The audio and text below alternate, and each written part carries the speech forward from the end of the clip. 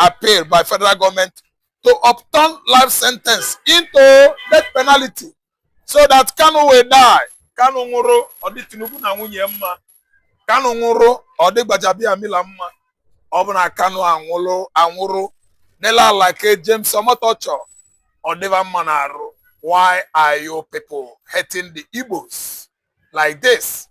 Is it out of jealousy? Yeah, it is out of green eye and enviousness that could actually lead the current Nigerian fallible president into that kind of desire or urge to take the life of a man that is agitating for reality.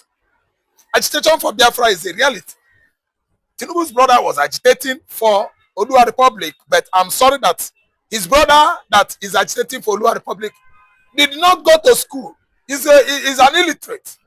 He could not even mutter, I don't mean speak, mutter English language on getting to number 10 Downing Street in London when he wanted to submit his petition. He was using signs. Tomorrow, Yoruba will tell you they are the most educated people. You know, say, Igbo na commerce and industry. They are doing well in business and the economy. You know, say, Yoruba education. Oga, as you see me here, if you check my level of knowledge, Oga, Yoruba, I don't know. Lies. Oga, let me tell you, Igbo is an illiterate. Oba, 20 in number, they are backing Igbo on the war against insurgency going on around southwestern Nigeria. What does that show? It shows that the Yorubas are cooperating too well among themselves. They are aligned together with the local Obas. Prepare Igbo well to match bandits eyeball to eyeball. Way back to Igbo land, is it like that? Are the local Ohaneses supporting ESN and Udogachi and Agune Chamber and the Bubago? Yes. But one security outfit initiated by Onyendu Chineke, the most accepted Igbo leaders currently, has been neglected by the Ezes or Haneses, local Ezes and Igbes in Igbo land. Even all the witchcraft governors we have in Igbo land. Number one witchcraft governor now is Charles Soludo, followed by a man that soiled his hands with blood of the Igbo youth at Olu community. Hope Uzodinma. Then again, Peter Mba, a Fulev that actually throws such huge amount of money in dollars into Biafra donor account in faraway Finland of Scandinavia, Europe. Peter Mba is a scammer. Peter Mba is an idiot. Yes. And the Ebonyi State Governor, they were colluding together to bring everything we are doing in the southeastern Nigeria down. Now, instead of Igbo youth, ESN, Udoga Chebubagu, and Agune Chamber, all these are security outfits protecting Igbo forest in the southeastern Nigeria. Instead of fighting a common golden fish that has no hiding place, Fulani Janjaweeds, they stir up trouble among the Igbo vigilantes to fight themselves. Now, Igbo vigilantes are fighting themselves, killing themselves. Brothers killing his brothers. Out of enviousness, out of curse lay on them, out of greed and hatred, out of jealousness and voraciousness. The Igbos, I don't know what is wrong with our political elites that are too voracious and greedy. Over lasciviousness still remain the reasons why the governors in the southeast could not support an outfit that has actually brought down Fulani bandit operations in the southeastern Nigeria. They want to take glory, yet they are not glorified, they are not glorious in the sight of God. That is why they could not understand Mazi Nnamdi Kanu's aim and ideology in the southeastern Nigeria. Well said, Mr. Ralph. As usual, you've done super analysis to it. Now, with this analysis, I have a question here. Now, you've recently explained why the Eastern governors are so scared of Mazi Nnamdi Kanu. Could this be the reason why they are not backing him? Because they know with his word and his command, the eastern part of Nigeria will not obey their own instruction, rather follow the man. We don't need any instruction from any government. We don't need any instruction from any IG of police, nor police commissioners. The security operatives in Igbo land are doing well. the police are doing well fighting and combating crime. What is it that the police doesn't want Mazi Nnamdi Kanu to do? Then the governors in the southeast will have only one man that is delivering good, healthy, competent governance. His name is Alex Oti. He's doing virtually well. The other governors in Igbo land are nothing but Igbo's enemies, working for their Fulani masters, Janjaweeds that actually send them on bloody errand to scatter, destroy the entire Igbo nation. So what is it that they don't want to, they want to tell the youth or Igbo people that they would like to listen? Soludo is having his security vote, working as a governor. Hope Uzodinma, his security votes are there with him. What is it that Hope Uzodinma is wanted from Ndimo? Is there any instruction that Hope will come out and give again? And erstwhile governor of Imo State, after expiration of his office, he should, he don't understand my English, he should not willingly, no, he should, that is, he is under compulsion, supposed to abscond into Western Europe. If he stays there, see, we don't need anything, any instruction from the so-called dubious Igbo politicians to advise us so that we will listen to them. Onye ndu nwa Chineke, onye ndu ndị Igbo gburugburu should be 60 years this year. No, should be 60 years next year. Onye ndu was born in 1967. When the war broke out in Igbo land between Nigeria and Biafra, Onye ndu was born. Nwa Chineke. Onye ndu ndị Igbo gburugburu. So, what is it that Kanu has not given us? Is a man that respects and fears God. If Kanu prays in Igbo language here, you will fall in love with him. He's not Onye Okoko Igbo while praying. He spoke in Igbo that God understands. What is it that Kanu has not done for Igbo man? You people actually want him a sacrificial lamb. He agrees. He says, yes, I lay down my life. That's what Kanu say. He says, he lays down his life. What else again does Igbo man want? See, let me tell you. Charles Soludo is a slave, a Wausa. Hope Uzodinma is a murderer. He has soiled his hands with blood of the innocent. And the land of Igbo, of Biafra, will never, ever pardon Hope Uzodinma for committing such offense of inviting the first ever military operation in Igbo land since the war of 1967 to 1970. He killed, maimed, unalived, disalive, demised many innocent youths in Imo State. As if that was not enough, he invited Lion Building, Lion Police Station. What is the name of that? Lion Building or Lion Police Station. There's a name they call it.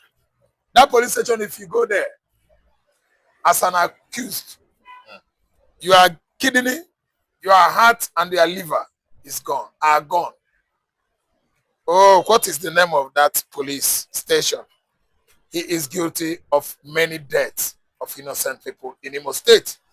How am I going to tell you that Peter Mba, Simon Ekpa condition in Finland, Peter Mba started it when he threw such amount of money into Biafran donation account. Finland security operatives suspected Ekpa, and Ekpa was arrested for nothing, just to rope him. You see the kind of politicians we have in Ebola, and God is going to punish Peter Mba and his family. Then one for one slave, after Dave Umahi killed and fired all the contractors in Ebonyi State that did not meet up with the level of quality of contracts he needed in those projects. He acquired all of them. He removed all of them by killing.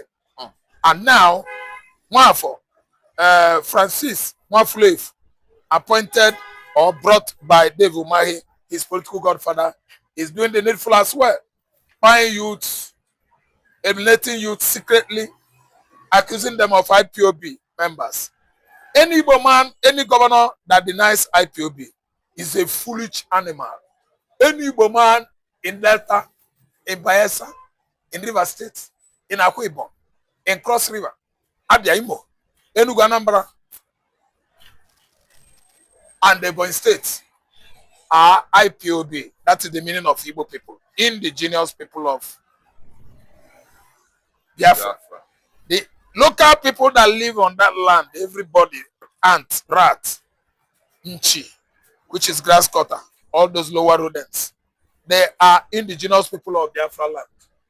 So I have not seen any reasonable Igbo man claiming he is not an IPOB. They are all fools. The entire governors of southeastern Nigeria, except Alex Oti, the anointed one, the rest are fools. The commander-in-chief of foolishness right now, as I'm talking to you in that region as a governor, is Charles Soludo Nkodo Ewumba Foudo. He is a fool. First, Mr. Ralph, you talked about the security in the eastern part of Nigeria. Now there is serious protestation. They are protesting. The Anambra people and the eastern people have joined one voice to protest that the Udogachi and the Akodos should be removed, that they are killing the innocent citizens of Biafra. Yeah, the other day, last month, a man was shot, dismembered. The mother was crying in Anambra State. After investigation, they found out the mom was selling restaurant. The boy was, taking care of his mom's hotel. That's canteen. All of a sudden, they struck. They started beating. They started cutting him with knife. Before Mama could reach there, Mama was asking, "Is my son? His offense, please make it known to me." They could not even make some point. So that's why he set up protests, I think, last month.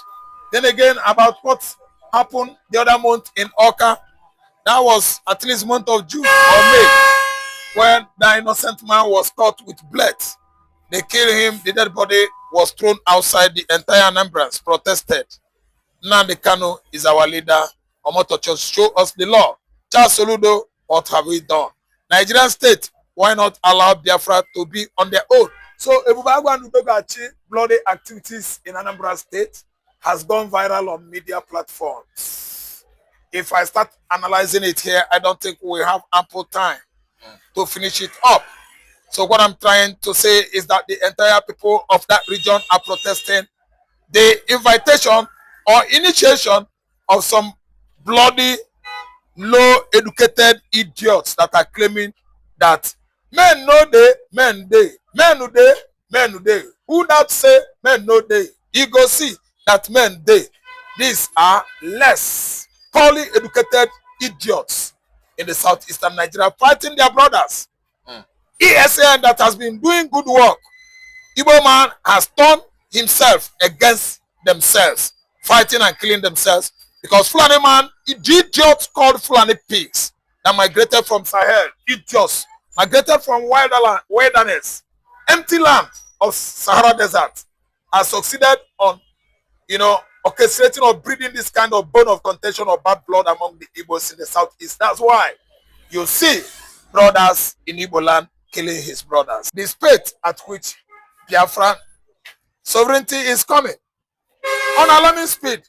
So that's why Mr. Ladme takes it upon himself and do the needful to at least appreciate Igbo investors who have been in Moscow, Russia, various cities of the former USSR, transacting their business, investing largely in Russia. Igbos are good businessmen. They are scientists. They can live and adapt in any country, anywhere in the world. And I'm seeing this as an appreciation and acceptance of the fact that Aba Enyimba City is African Japan. Aba Enyimba has manufactured many technological know-how in recent time that equates Aba and Tokyo, Japan. Most of the things manufactured in Aba, you won't know, is manufactured in Nigeria. If you look at Japanese technology, you look at drones, you look at aircraft, you look at cars, You look at many technologies assembled in Aba, they are like asking you, please, government, sponsor me, please, government, fund me. But yet, federal government interest is not there because it's in Biafra land. And anything that concerns Igbo man is an enemy of Nigeria. That's why after the war, they could not invest further on development of Ojukumota, the Obunigwe, and the rest of, warcraft, hardwares crafted by the Igbos during the war. Let me tell you, have been alienated and estranged by Nigerian states. They don't want to know anything about it because they are afraid of us. Not knowing that we are still having our technology, yes, and science well deep-rooted, enthroned in Igbo land. It is inbuilt. We don't leave it. We are still doing it. What we could do in the past, we can do it better, far, far better right now than in the past. So, Russia pitching their tent, especially their diplomatic building in southeastern Nigeria has more than meaning of, a nation like Nigeria being accepted by Russia or going into such, by bilateral relationship with Russia. No, it has deep down depth meaning. The depth of the meaning of what happened in Aba recently, in regard of what Vladimir told the whole world about Abia State, is deeper, far, far deeper than bilateral relationship and the other name way around. They twist it. Igbos, we have gone too far to indicate to Russians that we have interests in Russia and they should come and at least reciprocate it. It's a question of reciprocity because we are doing it commerce, industry-wise in Tokyo. Even I'm aware of a student whose father is a scientist now in Moscow. He spent money anyhow in one of his London schools and his father was paying for his school fees. And British, the British is like Nigeria. Police started prognosing when students actually reported the boy. The Igbo boy said cleared himself at the police station, especially Metropolis in London. After clearing himself, it was discovered that his father is a scientist. That's why the boy spends money in pounds, especially thousands. They look at the age of the boy in the school. Do you know what happened? He said, don't ask an Igbo man what he does to make money. That word went viral across UK. If you see an Igbo man, don't investigate him to know what he does to get money. They Googled, they investigated. The guy's father is a scientist, confirmed, working with House of Kremlin, London. And you know what it takes to work with CCCP? That is Kremlin code. House of Kremlin is like American FBI in America. Kremlin is like American CIA. So it is like Israeli Mossad. Is a secret science, secret service establishment or agency in Russia. They mastermind every secret activities happening across the former USSR. I mean, Kremlin. And this Igbo man is well known there as a scientist. Okay, well said, Mr. Ralph. As usual, you've done super analysis to it. Now, I know there is a lot of questions coming through the mind of my viewers. This news and this update that is coming up concerning Russia coming to build their embassy in Aba, a lot of people will be curious. What advantage does it give the Biafra? Yes, good advantage. We know how Russia came around 1967, immediately the war of 1960s between Nigeria and Biafra. Russia came and discussed with Ojukwu and the agreement could not work. Russia was interested in drilling Biafra oil well for 10 years, which was supposed to expire since 1977. 1967 to 1977 is 10 years, don't you know? So that agreement, bilateral agreement, did not or go well between Ojukwu and Russia. So Ojukwu was like, how could after the war, Russia will be drilling our oil for 10 years. As a small boy, he was 34 years then. Ojukwu was 34 when he was a warlord. He led the entire Igbo, spent his father's billions on Igbo nation. You just imagine how far, how long, how experienced an Anambra man has over control of wealth. 33-year-old boy. Zik was far older than Ojukwu then. Yet, he could not allow Ojukwu to excel. So, after the agreement, Ojukwu said no. Rocha had to go back and back Nigeria. Okay. Yeah, I know the small suffer where Biafra suffer. Because Rocha was interested in our oil. So, after the war, oil exploration in the Niger Delta region started in 1958, to be precise. It wasn't at the end of the war. Yeah, 1970, that the oil we are digging today started. It started during the British era, and the Britain was so reluctant to leave Nigeria. They want to stay put because of our oil. So, it has serious Biafra, let me say, meaning. Biafra reference, Biafra story, Russia impeaching their embassy in the southeastern Nigeria has deep down Biafra inclination.